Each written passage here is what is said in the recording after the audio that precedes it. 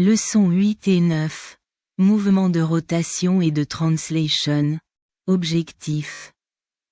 Comprendre l'influence du mouvement de rotation et de translation de la Terre sur la perception de divers phénomènes quotidiens et les caractéristiques du mouvement de translation par rapport au système Terre-Soleil. Dans la Grèce antique, l'observation du passage du jour a conduit Aristote à formuler que la Terre serait stationnaire tandis que les autres planètes et le Soleil se déplaceraient autour d'elle. Cette théorie a été appelée géocentrisme, c'est-à-dire la Terre au centre. Ce n'est que plusieurs siècles plus tard que Nicolas Copernic a proposé la théorie aujourd'hui acceptée, selon laquelle le Soleil est en fait au centre tandis que les planètes tournent autour de lui. Cette théorie s'appelle l'héliocentrisme. La rotation est le nom que l'on donne au mouvement par lequel la Terre tourne autour de son propre axe. La Terre tourne à une vitesse impressionnante de 1670 km/h. Si la rotation de la Terre est si rapide, pourquoi ne la sentons-nous pas tourner ? Nous ne sommes pas capables de ressentir la vitesse, mais plutôt sa variation. Lorsque nous sommes dans un train, un bus ou une voiture, nous ressentons le mouvement lorsque le conducteur accélère ou freine. La Terre tourne à une vitesse constante.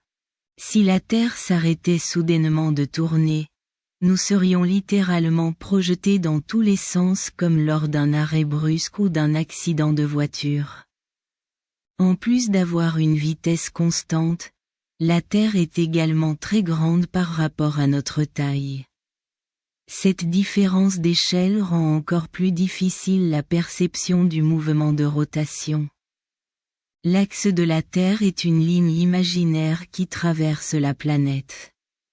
Cet axe est incliné par rapport au Soleil, ce qui fait que certaines zones de la Terre reçoivent plus de lumière et de chaleur que d'autres à certaines périodes de l'année.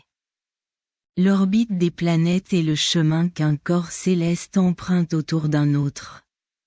Les planètes ont une orbite autour du Soleil. Cette orbite est ovale, comme un cercle aplati.